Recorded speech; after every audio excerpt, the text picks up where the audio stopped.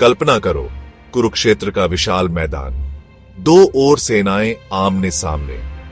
यह वह स्थान है जहां धर्म और अधर्म की निर्णायक लड़ाई लड़ी जाने वाली है।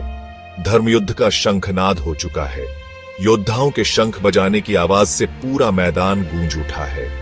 लेकिन धनुर्धर अर्जुन मोह और शोक में डूबे हुए हैं। उनके मन में अनेक सवाल उठ रहे हैं। सामने उनके ही अपने खड़ीडिडे हैं, उनके प्रियजन, उनके गुरु, उनके मित्र। यह सोचकर उनका मन विचलित हो रहा है। ऐसे में युद्ध कैसे करें? अपने ही लोगों के खिलाफ हथियार कैसे उठाएं? यह सवाल उन्हें अंदर तक झकझोर रहा है। धर्म का पालन कैसे करें? क्या सही है और क्या गलत? यह प्रश्न उन्हें अंदर तक कचोट रहा है। यह दुविधा उन्हें मानसिक रूप से कमजोर कर रही है। उनके मन में एक गहरा संघर्ष चल रहा है। उनके सारथी श्री कृष्ण उनकी व्याकुलता को भांप गए हैं। वे जानते हैं कि अर्जुन को मार्गदर्शन की आवश्यकता है। ऐसे समय में जगद्गुरु श्री कृष्ण ने उन्हें गीता का उपदेश दिया। यह उपदेश अर्जुन के मन की शांति और धर्म के मार्ग पर चलने के लिए था। यह उपदेश सिर्फ अर्जुन के लिए नहीं, बल्कि हम सब के लिए है। यह हमें जीवन के हर संघर्ष में सही मार्ग दिखाता है। जीवन रूपी कुरुक्षेत्र में हम सब अर्जुन हैं और हमारे सामने अनेक चुनौतियां हैं। हमें भी अपने धर्म और कर्तव्य का पालन करना है। ऐसी ही एक चुनौती का सामना करते हुए हम अक्सर खुद से सवाल करते हैं। मन में प्रश्न उठता है कि क्या हम अपने लक्ष्य को प्राप्त कर पाएंगे? क्या हमारी मेहनत रंग लाएगी? क्या हमारी मेहनत सफल होगी? क्या हम अपने सपनों को साकार कर पाएंगे? इसका उत्तर श्री कृष्ण ने गीता के 6 अध्याय के 37वें श्लोक में दिया है। अयति ही श्रद्धयोपेतो योगा चलित मानसा अप्राप्य योग संसिद्धियों का गति कृष्ण गच्छति। 6.37 उच्चारण अयाति श्रद्धयोपेतो योगा कलित मनसा अप्राप्य योग संसिद्धिम कम गतिम कृष्ण गच्छति। 6.37 इस श्लोक में श्री कृष्ण ने उन लोगों के लिए मार्गदर्शन दिया है जो अपने प्रयासों में असफल हो जाते हैं।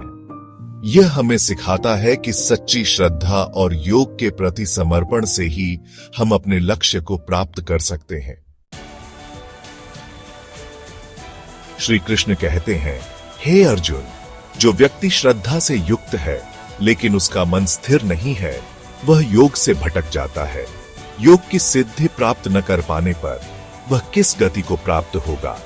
यह श्लोक हमें बताता है कि सिर्फ इच्छा और शुरुआत काफी नहीं है। सफलता के लिए दृढ़ निश्चय और निरंतर प्रयास आवश्यक है। जीवन के उदाहरण, धैर्य और प्रयास का महत्व। धैर्य और प्रयास से ही हम अपने लक्ष्यों को प्राप्त कर सकते हैं।